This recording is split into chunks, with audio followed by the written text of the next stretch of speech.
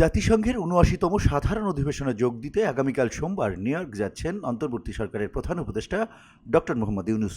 সেখানেই অধিবেশনের ফাঁকে মার্কিন প্রেসিডেন্ট জো বাইডেনের সাথে দ্বিপক্ষীয় বৈঠক করবেন তিনি।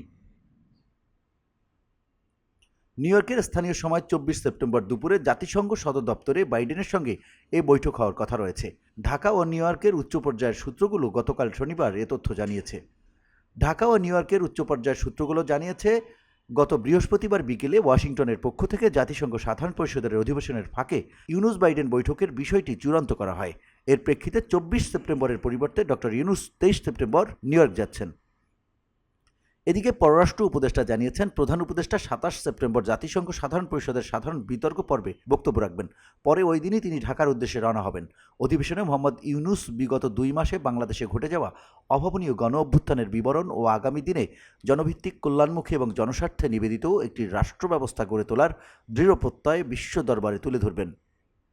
মার্কিন প্রেসিডেন্ট বাইডেনের সাথে বৈঠক হলেও নিউ ইয়র্কে ভারতের প্রধানমন্ত্রী নরেন্দ্র মোদীর সঙ্গে বৈঠক হচ্ছে না ডক্টর ইউনূসের।